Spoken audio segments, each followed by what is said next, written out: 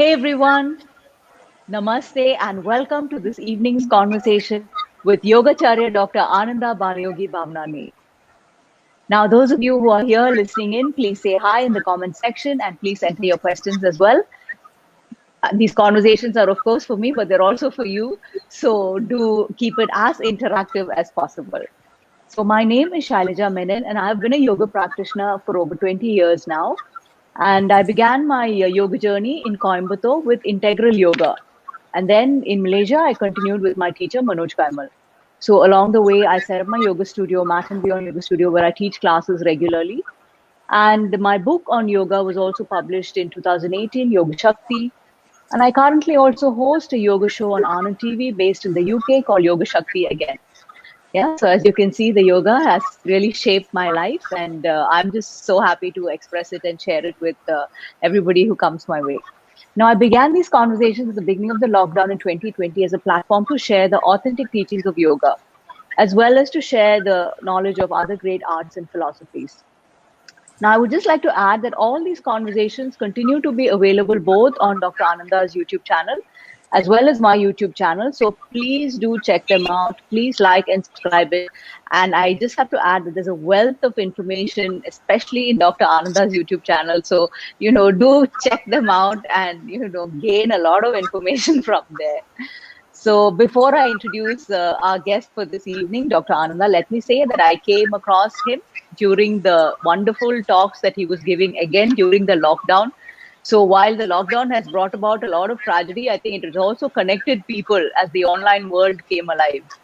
And he continues these wonderful talks every Saturday. He has these scintillating Saturdays every Saturday morning at 7:15. So I really urge you to check them out and listen to them. Again, there's a wealth of information in every single conversation that he has. So please do, check it out if you're interested in these subjects. And I'm assuming you are because you're here listening to us right now. Now, just is a very long introduction I have about Dr. Ananda, but I'm going to make it brief. My apologies, Dr. Ananda, because I'm sure everybody's waiting to get on with the talk.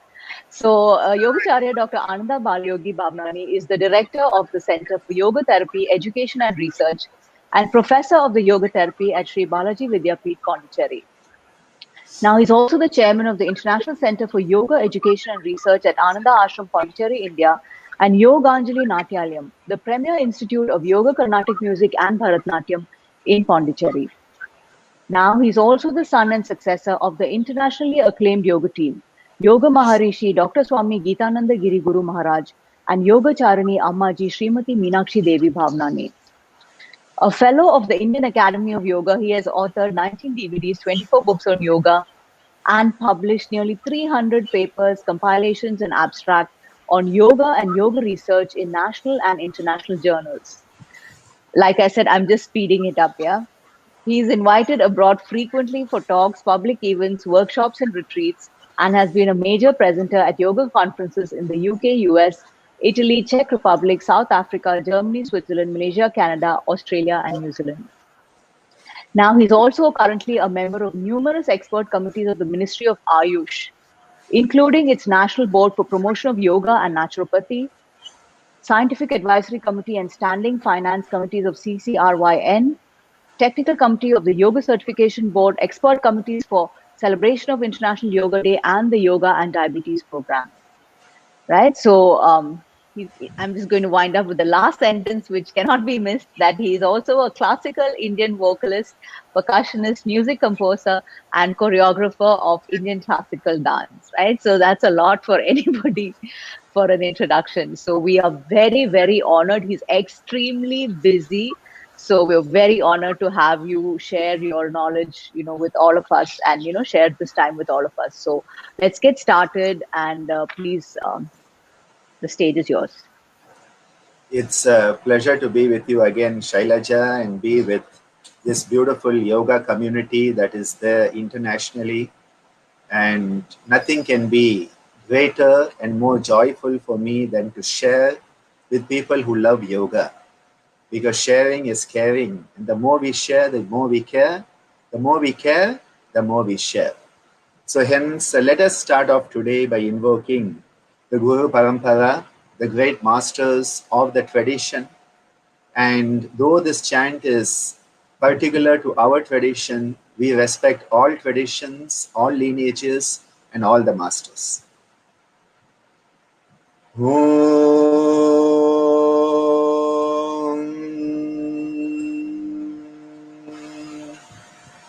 तत्परम्पर्याय विद्महे ज्ञानलिङ्गेश्वराय धीमहि तन्नो गुरुः प्रचोदयात्। ॐ योग महर्षि doctor स्वामी गीतानंद गिरि गुरु महाराज की जय। So before we get started, just hello to all the viewers here. I am so happy to see so many of you here. Some of them my students who've gone on to become good friends. I have family and just my aunts from Coimbatore who are always present, Kutimai and Viji, my students here. So I'm just really happy to see all of you. And of course, your faithful students are also here. I see Soundarajan here and I see Mr. Ramnathan here as well. So, welcome to all of you. I mean, so many of you are here. I'm really sorry I don't know you. So please excuse me if I don't say your names, but you know who you are, and we're very happy to see you here. Right. So for most people, bhakti refers to rituals, devotional singing, chanting, right? That's how we connect to this concept of bhakti. So can we just talk a little bit more about this bhakti marga and what it involves, and also what does it ultimately lead to? You see, when we talk about bhakti, we are talking about a particular path of yoga, and this path of yoga is one of numerous paths. There are at least 40 paths of yoga, of which we find the Jnana Yoga, Karma Yoga, Bhakti Yoga, Raja Yoga being often offered as the primary 4 paths. And the Bhakti Yoga Marga, Marga meaning a path. So the Bhakti Marga or the Bhakti Yoga Marga is a path that is directly connected to the divine. And it is a path that is of the heart more than the head. So when we talk about, Karma Yoga, it's a lot about the hands doing with the heart. When we talk about Jnana Yoga, it's a lot about the head doing a lot of stuff. Raja Yoga is a combination. But Bhakti Yoga is pure devotion and emotion that is leading us on this path to liberation, moksha, mukti, nirvana, kaivalya, by directly focusing only on the divine, nothing else, nothing less. And so many methodologies are there, which we are going to be dealing with today. Yeah. But anything that enables us to focus on the divine, anything that enables us to connect to the divine, anything that enables us to surrender to the divine is a pathway of bhakti. And this intense focus on the divine, nothing but the divine and only the divine is the focus of the Bhakti Marga. And what I like to remind people is, bhakti is the capacity to see the divine in everything. So bhakti is the capacity to see the divine in everything and to see everything in the divine. So it is not an isolation, but it is actually a coming together of the wholesomeness where everything you think, everything you say, everything you do is connected to the divine, and in the divine lies everything. So seeing the divine in everything and seeing everything in the divine, it is the pinnacle of the Bhakti Yoga Marga. I think this one is really going to stick with people about, seeing everything in the divine and, seeing the divine in everything. I think that's such a beautiful statement, and, the way that you have put it. And also that, the path is the same, like there are maybe different paths, Karma Yoga, Bhakti Yoga, but ultimately it all leads to Kaivalya, Nirvana, whatever name you choose to call. So this is again a question I've been really interested in asking ever since I read it, that, Ammaji believes that, Bhakti Yoga is, the best path to self-realization. So I really wanted to delve into that with you about why, she's talking about this after so many years of, experience. And so there must be so much, that truth in, what she believes. So just wanting to Absolutely. share that. Absolutely. When my mother, Ammaji, Yogacharini Meenakshi Devi Bhavanani, came to India, she came in 1968. So 67, 68, she traveled from the USA, came through Europe, down through Afghanistan, Pakistan and all, came down into India, and she says the day she set foot in India, she felt she had come home. That was the homecoming she had when she set foot in India. And she came down to Pondicherry, met my father, and their lives came together in yoga. Now, initially, she used to say her focus was a lot of the Hatha Yoga. Then there was a lot of Karma Yoga involved, because both my father and mother, the action and the skill in action, Yoga Karma Sukaushalam, was very true with them. And it was based on Nishkama Karma. So there was a lot of Karma Yoga in both of my parents. So Karma Yoga was part of the ashram life. Her Hatha Yoga was the first part, and recently I'm teaching the 52 lessons of my father. Every Sunday we have a class, and looking at the beautiful photos of Ammaji demonstrating all the practices, amazing perfection in the Hatha Yoga practices you can see with her. So Hatha Yoga was a very important sadhana for her initially, along with the Karma Yoga.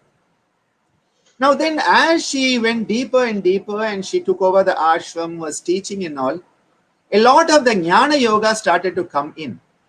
And she started to work on this very in-depth analysis using the buddhi as a means to lift the self by the self and attain higher state.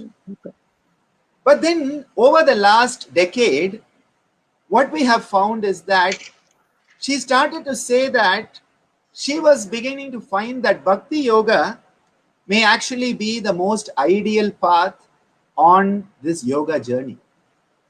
And she traced it to the fact that initially there's a lot of doing. When you begin yoga, there's a lot of doing. You want to do this asana, do that pranayama. You want to learn that technique, learn this concept. But then you move from doing to a state of being, and that is how yoga grows in you. First you are doing yoga, and then you become yoga. Yoga becomes you, you become yoga. So doing to being. So the state of being is a state of attitude, beatitude, which is called bhavana. So the state of bhavana, and yes, our family name Bhavanani comes from that being in that state of being. So Bhavanani, actually it comes from Bhavan, which means a residence. So we were the Sindhis who loved the houses maybe, so they were called Bhavanani. But there's a lot of bhavana in the Bhavanani. If you stretch it Bhavanani, you get the bhavana. So the bhavana is very much part of emotion and devotion. And even in the Lingashtakam, when we sing, we say, Bhavaya Bhakti Pravechita Lingam. Bhavaya Bhakti. With emotion and devotion, when you focus on the lingam, you attain that higher state. So the bhava is a state of being. So you have been doing, and now you come to a state of being where the bhakti starts to open up. So the bhakti is very much in the now. You are not thinking of God yesterday. You are not going to think about God tomorrow. You are focused on the divine every moment, in the present moment, in the now. And so the focus is only the divine, the divine, the divine, the divine, the divine, the divine, the divine, as if it is a japa. And that is why in the Bhakti Marga, lot of emphasis on the japa. We had the Rama Navami recently. So the japa would be Shri Ram, Jaya Ram, Jaya Jaya Ramo, Shri Ram, Jaya Ram, Jaya Jaya Ram Om. Shri Ram, Jaya Ram, Jaya Jaya Ram Om. Shri Ram, Jaya Ram, Jaya Jaya Ram Om. So the focus is Ram, Ram, Ram, Ram, Ram, Ram, Ram. Rama, Rama, Rama, Rama, Rama, Rama, Rama. So the Rama Taraka mantra, Rama, the Taraka Nama, as Tyagaraja sings, Taraka Nama, Tyagaraja Chitta, Taraka Nama, Rama. Rama is the Tarakan mantra, Tarakan Nama, and very beautifully Kamban in the Kamba Ramayana. See, Valmiki considered Rama as a human being, Maryada Purusha. But Kamban considers Rama as the divinity. He is very clear. There's a lot of devotion in Kamba Ramayana, even more than the Valmiki Ramayana. And he starts by saying the two sounds, the two words, the two syllables of Rama will bring all the goodness, all the auspiciousness, all the abundance in your life. It will get rid of all the diseases, all the negativities, and it will get rid of birth and death. A very beautiful verse. He says, Nanmayum Chelvamum Nalum Nalgume Nanmayum Chelvamum Nalum Nalgume Tinmayum Papamum Sidainde Teyume Tinmayum Papamum Sidainde Teyume Janmamum Maranamum Indri Teyume Janmamum Maranamum Indri Teyume Immaye Rama Rama என்ற இரண்டெழுத்தினாலே ஜன்மமும் மரணமும் இன்றி தீருமே இம்மையே ராமா ராம ராம ராம ராம என்ற இரண்டெழுத்தினாலே ராமா என்ற இரண்டெழுத்தினாலே. Just by focusing on the Rama Nama, Rama, two syllables, what beautiful abundance is coming into our life. This is an expression of bhakti. And what Ammaji found is, as she went deeper and deeper into the sadhana, and as she grew older and older, she started to realize that this was the path that gets you closest to the divine. And that is why Ammaji started to say that the Bhakti Marga may be the shortcut to liberation. It is the path to salvation.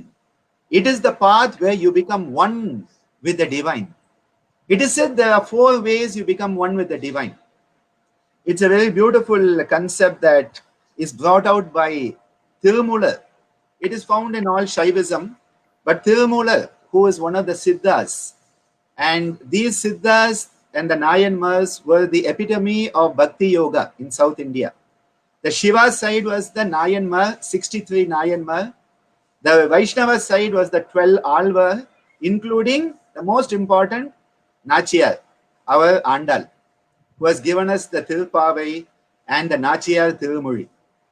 So, Tirumular tells us you can have Salokya, Samipya, Sarupya, and Sayujya. These are the 4 states of oneness with the divine through your sadhana. Salokya means you get into the same plane of consciousness as the divine. Saloka, you become one in the loka. So we say somebody went to Vaikunta, they became one with Vaikunta, or they became Shivaloka Padavi. These terms we use. The second is Samipya. You become close to the divine. You become close to the divine. The third, Sarupya. You take on the form of the divine. Your form and the divine form become one. What a beautiful concept. And then the last but not least, Sayujya, you have become one. Yuj. That yuj, which is the yoking together, you have become yoked with your own divinity. Beautiful peaks of Bhakti Yoga. And I think that is why Ammaji, through her insight, came into this. And her focus on the divinity. In our tradition, the focus is more on Shiva. So Shiva comes more than Vishnu. But because of my musical training, there's a lot of Krishna. Kanna nivava, kanmunne vava, kanna nivava, kanmunne vava, kamala padam vaitni, ennodane adava, kanna nivava. Krishna, please come in front of me. Let us dance together as we dance together. Something like that. Huh? Trying to give an instant translation. You are communicating with God. You're not afraid of God. You are communicating with God. What a beautiful relationship is Bhakti Yoga. Thank you so much. I mean, I have nothing to say. Everybody who I'm sure has enjoyed not just, just imbibing all the knowledge, but all the music and, all the mantras, and just really beautiful, the whole holistic presentation of that. So just going on, so many questions, already questions coming from the audience. Balaji, I saw your question, but we just hold on a bit. So is there any connection between the concept of Ishvara Pranidhana as laid out by Maharishi Patanjali and Bhakti? Absolutely, yes. You see, the Yoga Darshana of Maharishi Patanjali, who codified the Yoga Darshana for us about 2,500 years ago, he has given us the concept of Ashtanga Yoga, Yama, Niyama, Asana, Pranayama, Pratyahara, Dharana, Dhyana, Samadhi, within which he has given us the concept of Kriya Yoga, Tapas, Swadhyaya, Ishvara, Pranidhanani, Kriya Yoga. And then he has given the concept of Samadhi Siddhihi, Ishvara Pranidhanat. And he has also told us, when you manifest the perfection, the wholesomeness of Ishvara Pranidhana, he says, Samadhi Siddhihi Ishvara Pranidhanat. And before that, in that Kriya Yoga, Tapas Swadhyaya, Swadhyaya is introspectional self-analysis. He says, you start to connect to your Ishta Devata. Swadhyaya, Ishta Devata Samprayoga. So you are connecting with your own Ishta Devata, which I translate as your inherent divinity. Through Swadhyaya, you are not connecting with a God you like, but you are becoming one with your own godliness, your own divinity. So when you have gone through Tapa, the discipline, you have gone through introspectional self-analysis, you have realized the divinity, and in Ishvara Pranidhana, you are giving over to the highest self.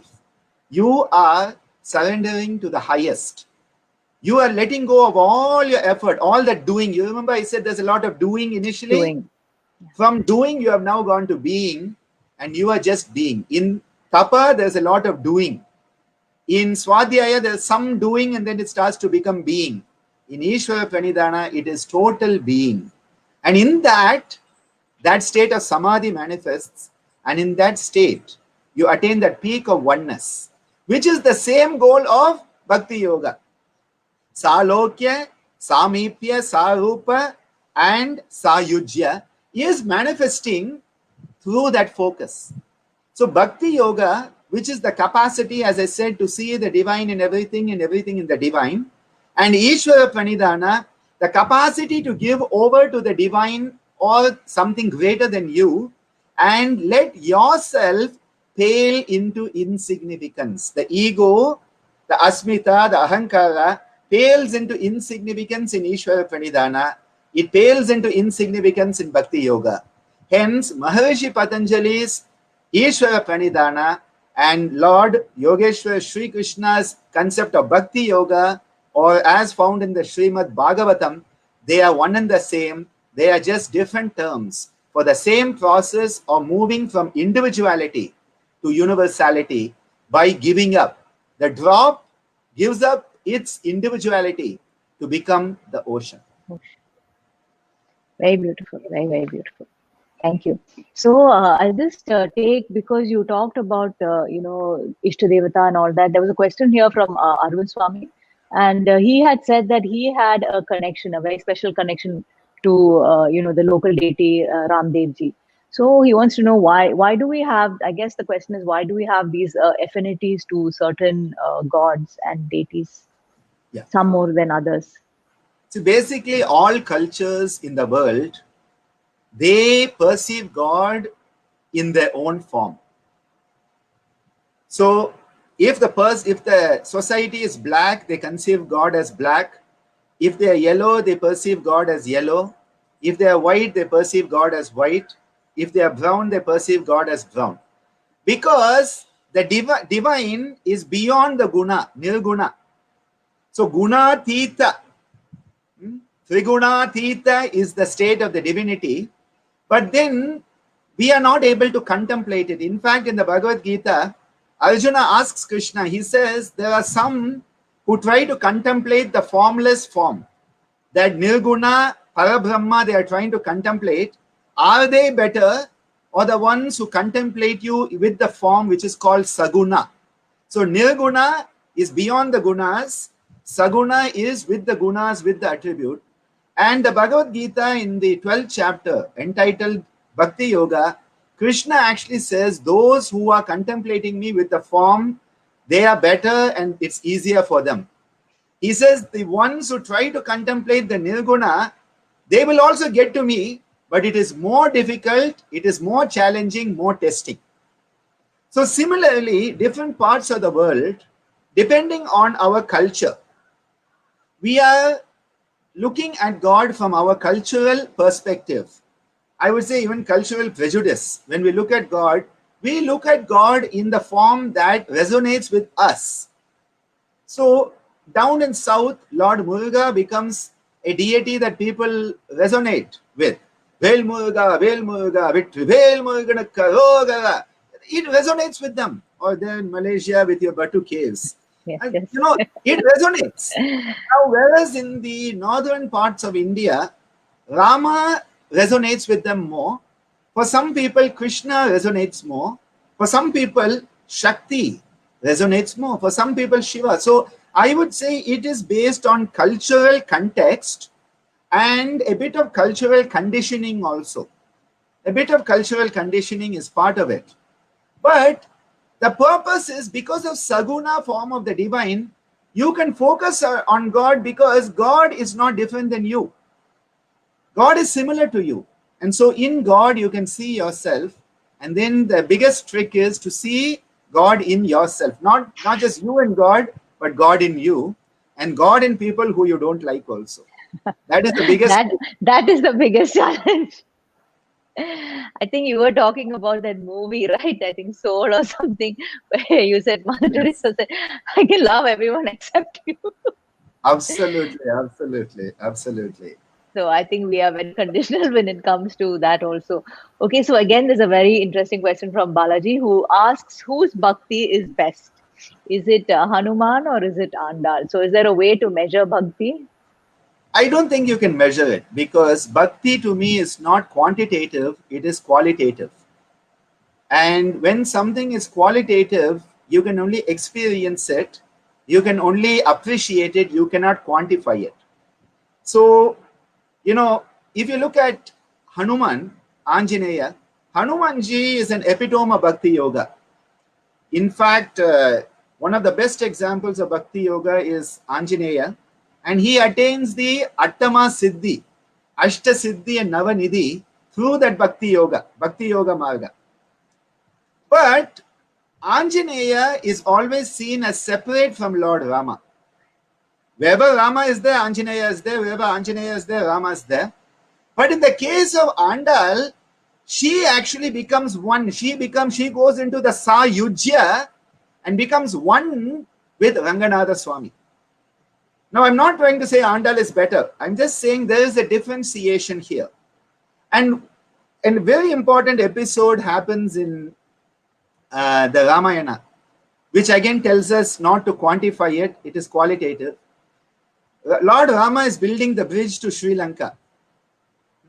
And all the Vanara Sena and the squirrels and all are carrying rocks and sand and putting it in the water to build the bridge.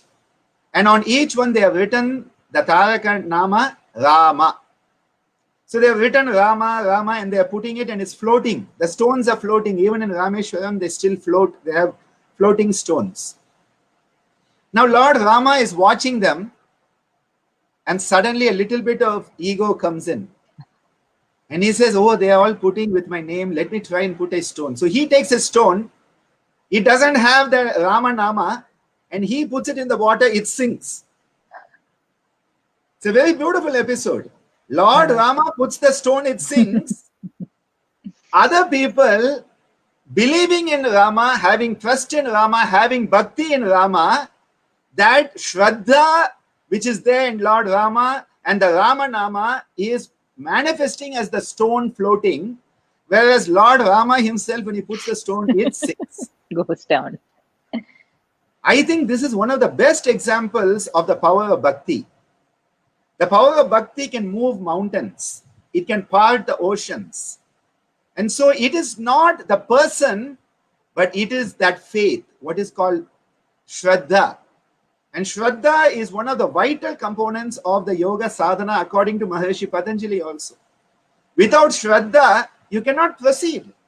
If you don't have conviction and faith in something, faith and belief, trust, more than belief and all, it's trust. You have to have trust in the divine that come what may, the divine will not let you go. And this is why Nalini Srinivasan has asked a very pertinent question. People immersed in bhakti, why do they suffer? Well, our ancients have always shown us the Nayanmars, the Alvars were all persecuted. Everyone who was on the Bhakti Marga, Chaitanya Mahaprabhu was persecuted.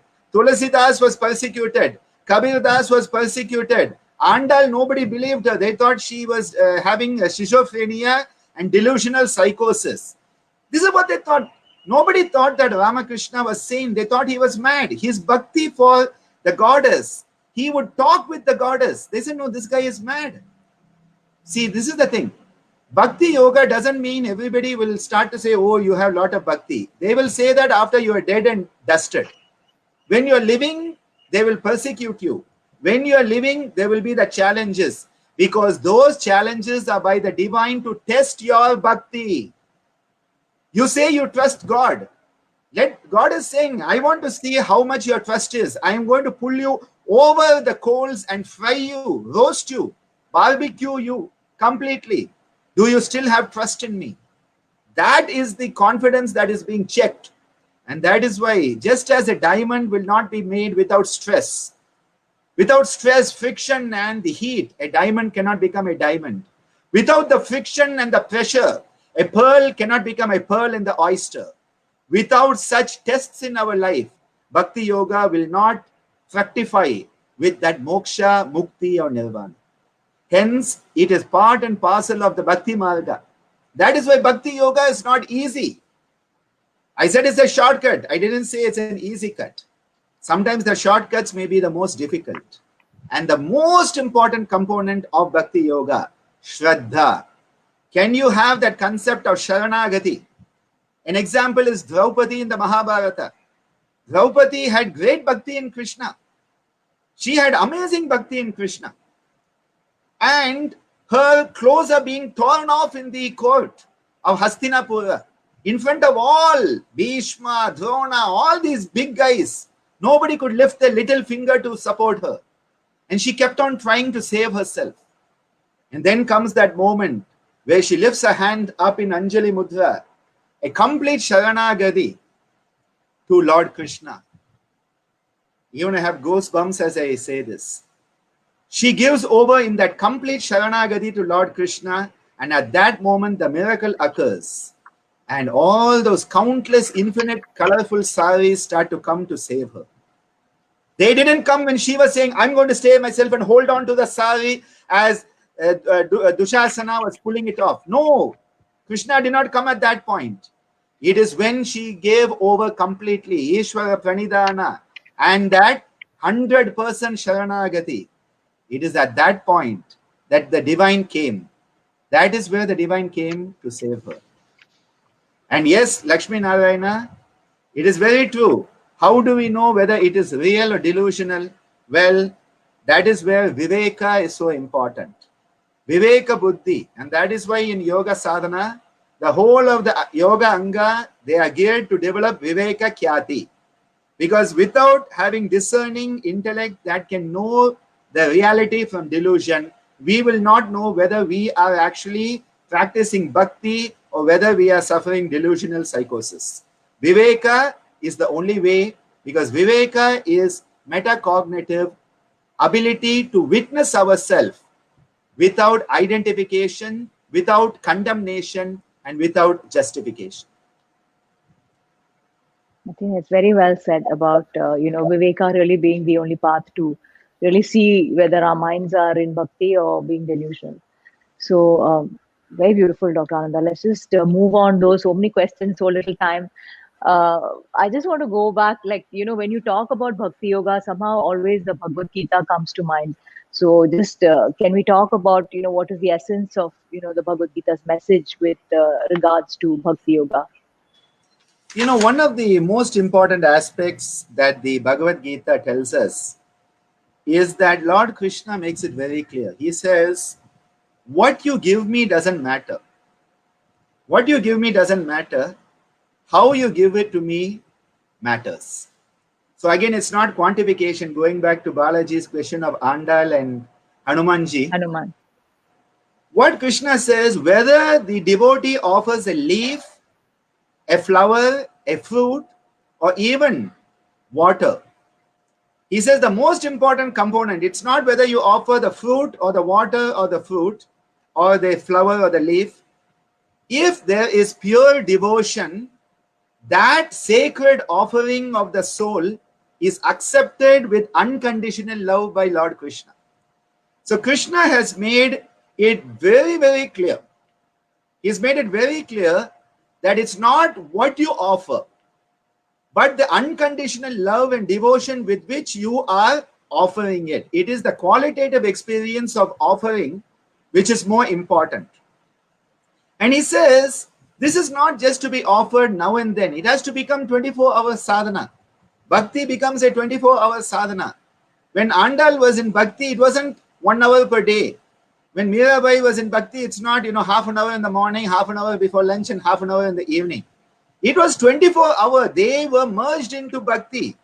Because whatever you do, whatever you eat, whatever you offer, whatever you give away, whatever penance you do, when you are offering that to the divine, you are becoming closer to the divine. It is a very beautiful concept the Bhagavad Gita is giving of Bhakti. That is qualitative. And I already said that Krishna says the Saguna form with the attributes is an easier path. The other is a more tougher path. He also tells us that people who are coming in Bhakti, people worship God. He says there are 4 types of people who worship God. Now this is important to understand because we all think it is just worshipping. No. What is the intent? I think the determining factor of Bhakti is intent. Pure intent, unconditional love. Those are the ingredients of Bhakti. Pure intent, unconditional love, and Sharanagati. Those are the ingredients of Bhakti. He says, some people in distress, only when we are in trouble, they remember God. And suddenly, before the exam, they'll go in our medical college. I remember, before the exam, everybody will go to Hanumanji temple, Ganeshji temple, and pray. He says, those are the people called Artha. Artha are the people in distress. Somebody is in the hospital, we start praying to God. This is the Artha, the person who prays to God when they are in trouble. As someone said, doctors are God. How is it proved? People only remember you when they have trouble. And I think the same thing with God. People only remember God when they are in trouble. That is the Artha. The second is the person who has inquisitiveness. They want to know something more. Jignashu.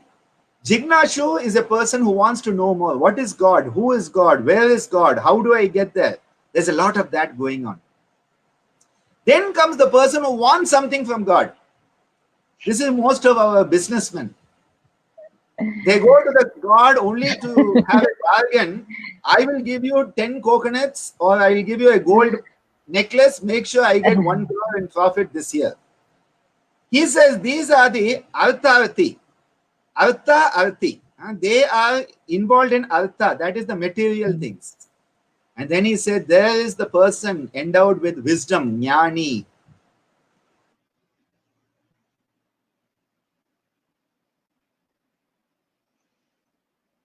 I think Dr. Ananda's screen has frozen for a few seconds. Wi-Fi must be acting up, so like do hold on. He should come back soon. So anyway, a very beautiful session going on with Dr. Ananda on Bhakti Yoga. And I think some of the most important points that have come up is that Bhakti Yoga, the ingredients of Bhakti Yoga is pure intent, right? What is the intention? And unconditional love, right? That we hold, as well as Sharanagati. That's such a beautiful concept of really surrendering to the divine completely and 24 hours a day, right? Which is again such a important concept. So I think Dr. Anandas has gone off for a few seconds. I'm sure he'll come back, so do hold on. So this concept of 24 seconds also is extremely interesting because even yoga, right? We tend to box it like, okay, I did one, to a class, right? So I did 1 hour of yoga today, or I did half an hour of yoga today. So to know that, I always say, yeah, okay, so we have Dr. Ananda back. I was having a monologue here, Dr. Ananda, while waiting for you to get back. No issues. I always say, along with your devotion to God, you have to propitiate the internet gods. The internet gods have to be happy with us. So I'll just come back to that statement. The person in distress praying to God is one type. The inquisitor, the jignashu is the second. The artha-arthi who wants something quantitatively from God, bargaining, is the artha-arthi. And the dearest one is the jnani, who is in the bhakti for the sake of that higher jnana. And this is where the power of the buddhi comes in, the viveka khyati also comes in. Now, Krishna is very clear in the Bhagavad Gita. He says, this person, this jnani, is established in a single-minded and continuous devotion. And such a person is closest to Lord Krishna. So he says, the one who is approaching me in the Bhakti Marga as a jnani is the one who is closest to me. What a beautiful message he is giving us. Now he also gives another message in that Bhakti Yoga chapter, where he says there are different paths. Through abhyasa, through the effort we can work. But he says jnana marga is better than abhyasa. Then he says even better than jnana is the dhyana, the path of meditative oneness. And then he says even if that cannot be done, he says karma phala tyaga. Can you give up all the attachment to the karma phala, the fruits of your action? The renunciation of the fruits of your action, and you give it over to the divine. And this is why it is said, if you just say Om Tat Sat Krishnarpanamastu, you have offered to the divine, and now there is no karma at all. This is why for really the last good 52 years in our ashram, whenever we sit down to eat, we start by saying Om Tat Sat Krishnarpanamastu, so that the karma of the food is offered to the divine. Then whatever you eat is prasad. Prasadam is food without karma. Very well. So everybody's now got a technique, right, to surrender the fruit of their action. I am not the doer. Lord, you are the one eating. So just going on, we have many questions from the audience as well. Maybe you want to take that up. I have Mr. Ramnathan asking about Shraddha, Shaburi, and one's karma decides each life. Is it correct? See, actually, it's all a combination. You see, what happens is karma binds us. But why do we have karma? We have karma because we are attached to the action. So the concept of renouncing the fruit of the action has actually helped us to mitigate the karma. And this is where that Om Tat Sat Krishna Pranamastu formula enables you to come out of that bondage to the action and its replication. Cause-effect cycle is being broken. And I would like to share here a very important concept. And that is, whenever we are living, whatever we are doing, it can be perceived in three bhavana. Three bhava. I told you bhava is very important in bhakti. It is the being, the attitude, the beatitude. So the first one is said to be Narayana bhava. That is the divine. You perceive that whatever you do, it is the divine doing it. Narayana bhava. So there's no you. It is the divine doing it. The second bhava is Narayana Arpana bhava. You are offering the action to the divine. So you are offering it. One, the divine is doing it. The second, you are offering it to, you are doing, but you're doing to the Narayana Arpana bhava. And then the third is Nimitta bhava. Nimitta means a tool, an instrument. That we say, whatever I'm doing, I am only the tool for the divine. The divine is doing through me, which is the concept of the Vedic literature. When we say that the divine is perceiving through our eyes, the divine is cognizing through our head, the divine is speaking through our mouth, the divine is working through our hands, the divine is moving through our feet. Ayam me hasto Bhagavan, ayam me pado Bhagavan. These concepts are brought in. Sahasra Sirsha Purushaha Sahasraksha Sahasrapad. These are concepts that are saying, don't identify that I am doing. You start to realize you are the tool of the divine. And this goes in tune with the Sankhya and Yoga philosophy also, that the Purusha is experiencing Prakriti through us. We are only the tool. But Asmita is the mal-identification that I am seeing, I am talking, I am doing, and then the Purusha cannot do anything because we have put a lead shield. That lead shield comes in. And this is why Sharanagati, Prapatti is total surrender to the divine, where you say, I am giving up even my ego to you. That is the highest capability. You overcome the survival instinct. You are not clinging. You are not saying, I'm going to do like Draupadi. You have stopped trying to save yourself. You have given yourself in complete surrender to the divine. And at that point, the miracle occurs. Beautiful. So I think you've answered all the questions here as well. So I just move to the next question. What are the Navavida Bhakti, the 9 aspects of Bhakti? Can you just briefly go over that? And this concept is found in Bhagavatam. The Bhagavatam gives us this concept, and it's sometimes called the Navaratna Malika. This is one of the ways it is given because these are the 9 gems, Ratna, and they are all coming together in a mala, Navaratna Malika. And the Navavida Bhakti, it is said that the one method is Shravana.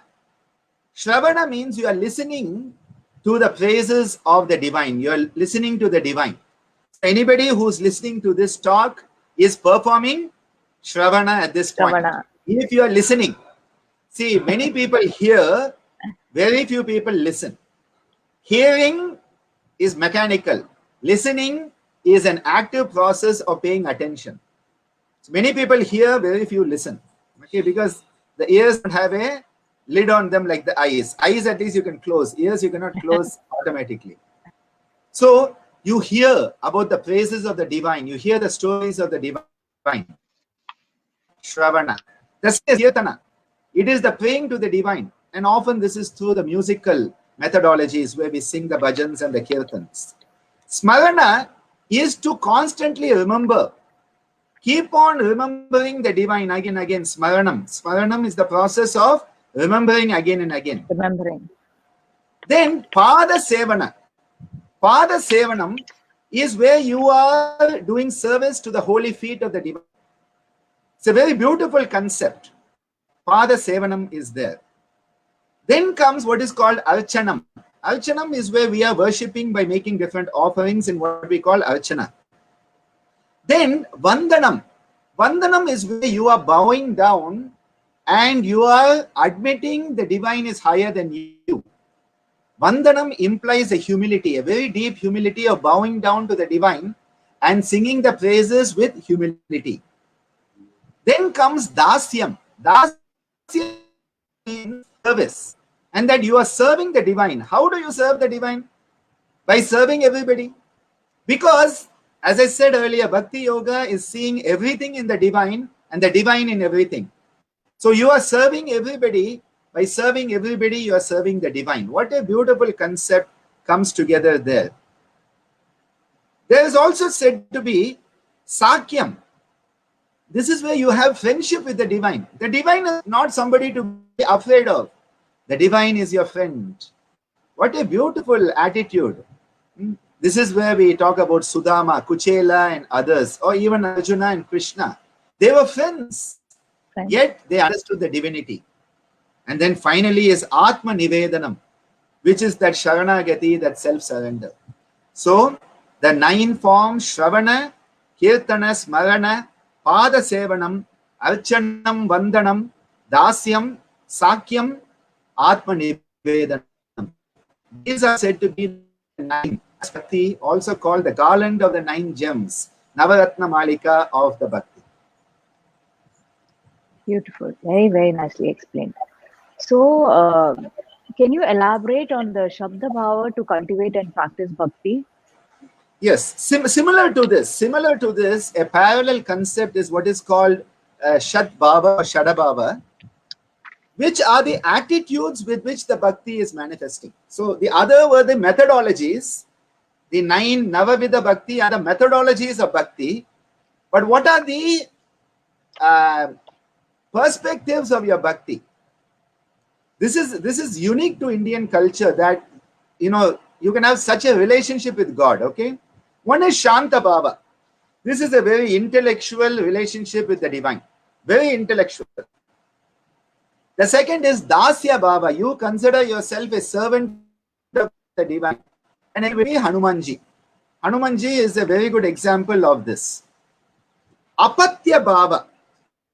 Now, Apatya Bhava is a very interesting one. It is you consider God your father. And I always say, Jesus Christ talked of God as his father. My father in heaven, he says. It's an Apatya Bhava. Where you consider God your father, your protective. Now, this is brought out in another of our Vedic chants. Tvameva mata cha pita tvameva, tvameva bandhuscha saka tvameva. Tvameva vidya dravinam tvameva, tvameva sarvam mama deva deva. The same concept is here. Apatya Bhava. Then Sakya Bhava. I told you, Sudama, Kuchela. For him, Krishna was a friend. For Arjuna, Krishna was a friend.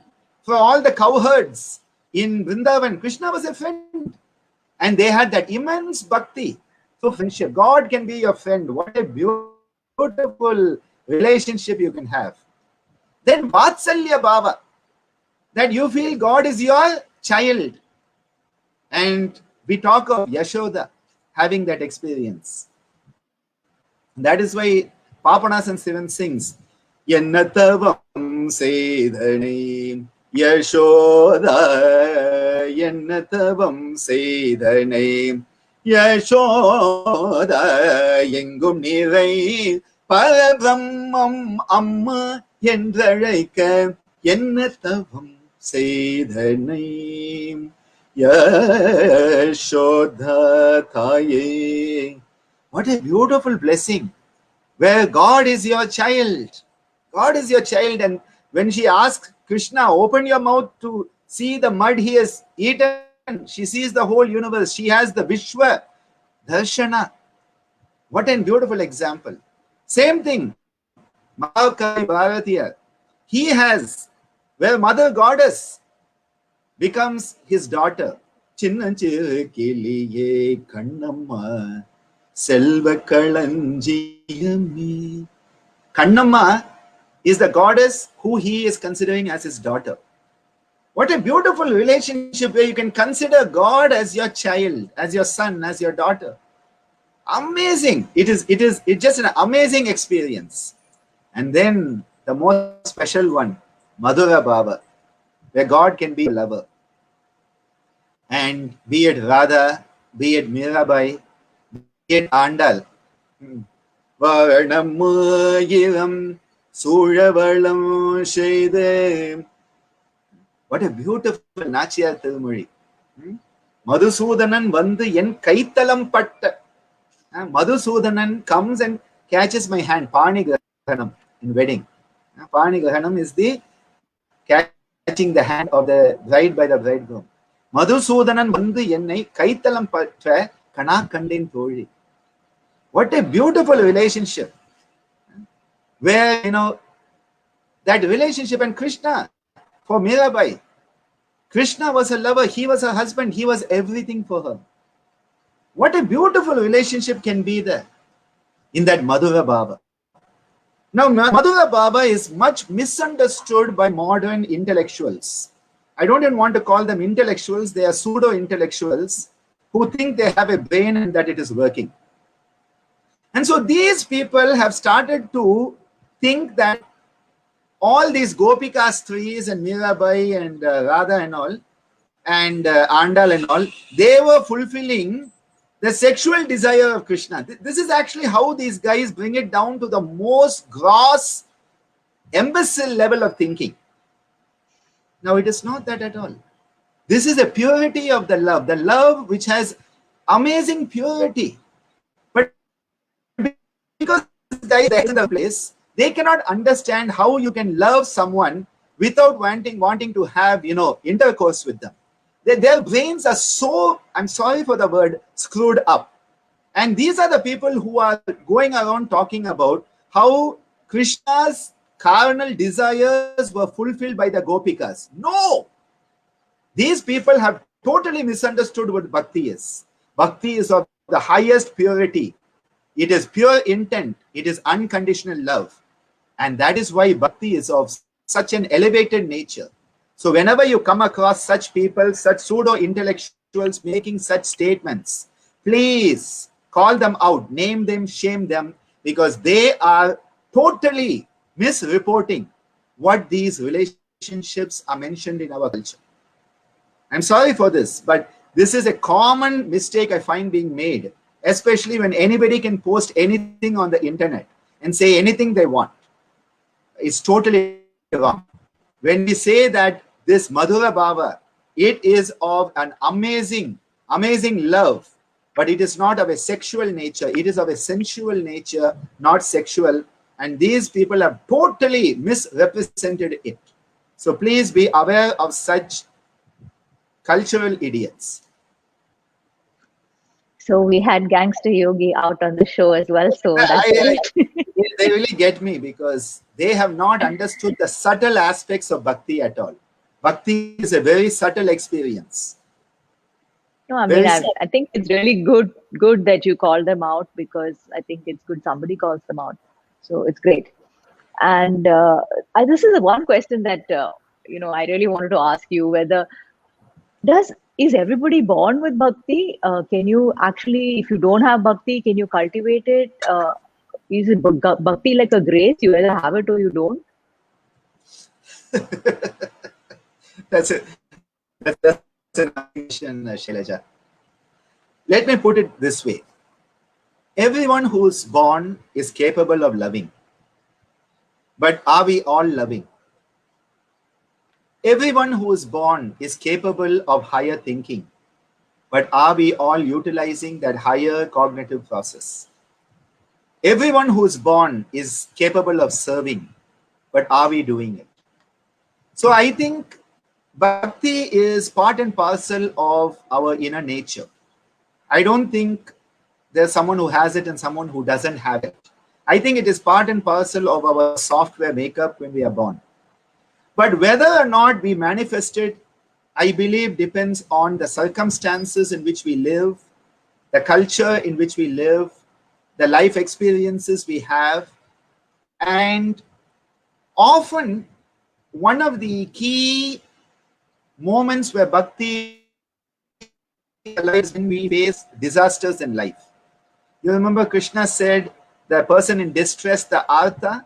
I think that is often the first experience of bhakti for many people, when they get hit by a disaster in life and there is an opportunity to suddenly open up to something higher. And then maybe the bhakti starts to come in. And in people who that doesn't happen, or who sort of think their ego is the end all be all of everything, bhakti may not come through. But I believe that bhakti is part and parcel of the software of being human being. But whether that program will run or not depends on you unzipping that program and starting to play it on your system. So that was very brilliantly said. I was really curious what you were going to say. But it's very nicely explained about how, we all have these capacities, and, whether they come out or not really depends on individual circumstances. And yeah, so I just, in line with this, I just want to describe, ask you one more question about maybe your own personal practice, or, how can we do some everyday things that cultivate the bhakti or take it to a higher dimension. Like, can you share your life, what you do, just something, just 2-3 things, that's all. Well, I would say that for me, bhakti is becoming a stronger pathway. In the last 5-6 years, I would say that the bhakti marga is sort of pulling me a bit closer, and maybe in searching for answers for questions that are deep within me, that has come. Because in my music, whenever I'm singing, there's been a lot of bhakti. When I sing to Krishna, I lose myself in Krishna. When I sing to Shiva, I lose myself in Shiva. When I sing to Devi, I lose myself in Devi. So music for me is one way that I express it. The other is through my very mindful awareness that the divine is there in everyone. And so when I relate to people, I try to remember that they are not just an individual, but they are the divine in a certain form. And when I start to relate with other people as a manifestation of the divine, I feel I'm sharpening the tool of bhakti in my own inner journey.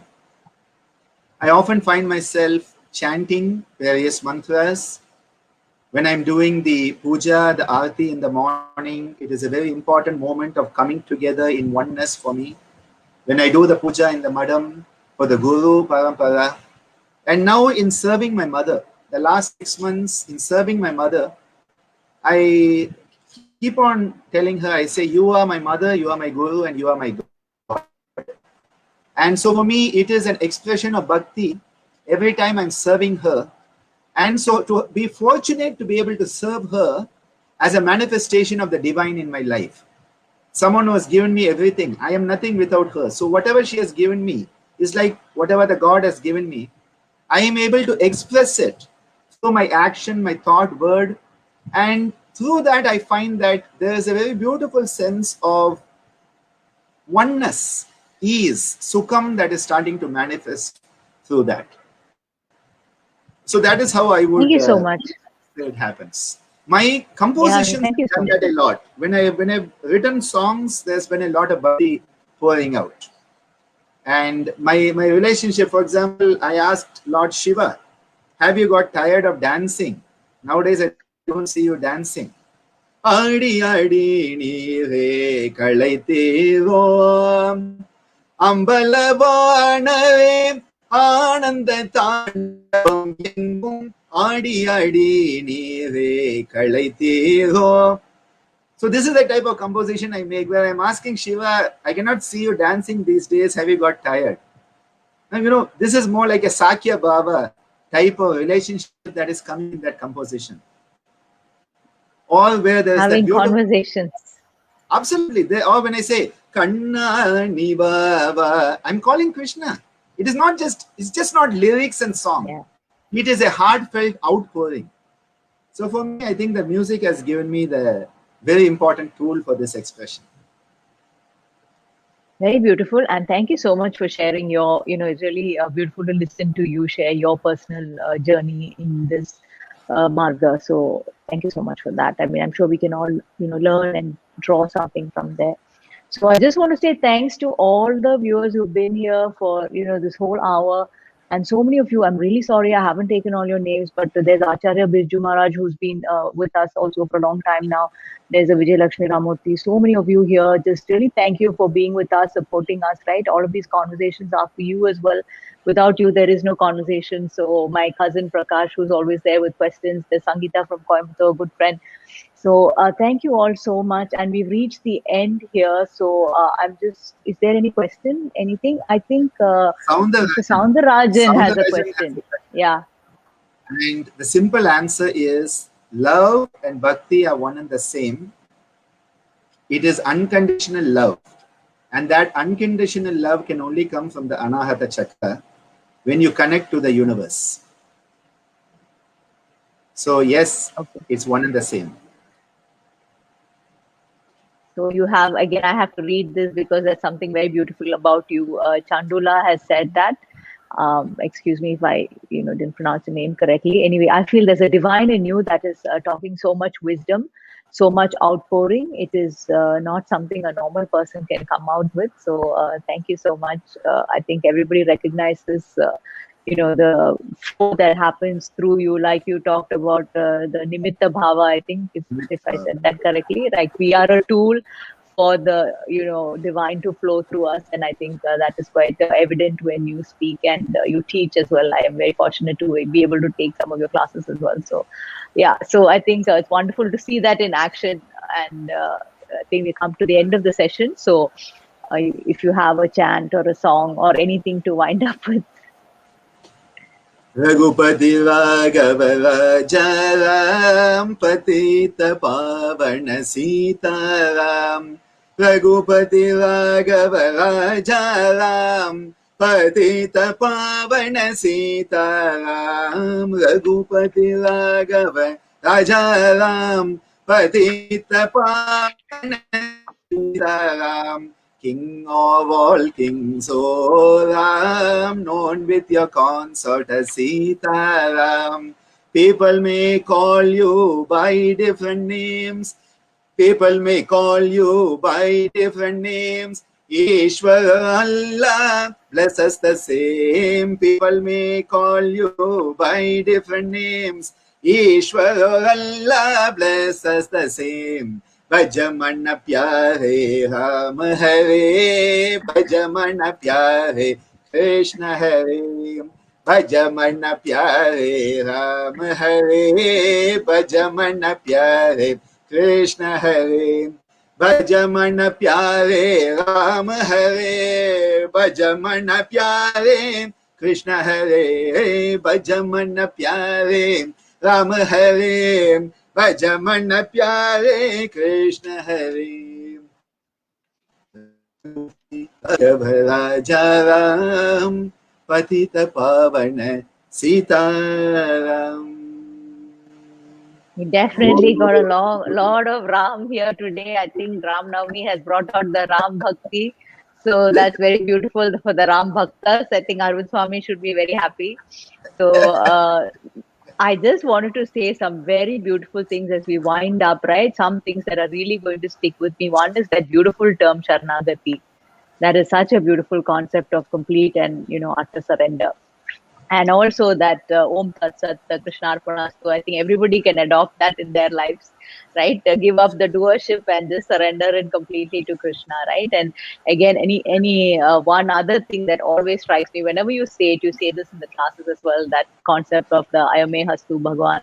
That is also such a beautiful concept that we are, the divine, works through our hands and sees through our eyes. And That is so beautiful to look at it like that, right? The Nimitta Bhavana. So you have many ways to connect to the divine, as a friend, as a father, as a mother, as your child, as your lover. So I guess anybody who's interested in Bhakti Yoga has got many answers from this conversation today. So thank you all. Keep supporting us as we come on, every month or every other month. And thank you so much, Dr. Ananda. Always, in deepest gratitude to you for taking the time to make the time for these conversations. It is my Okay, so pleasure. thank you all. Thank you so much. Dhanyavada. Thank you. And thank you all viewers. Yeah, so I'm going to sign off now and see you again next time.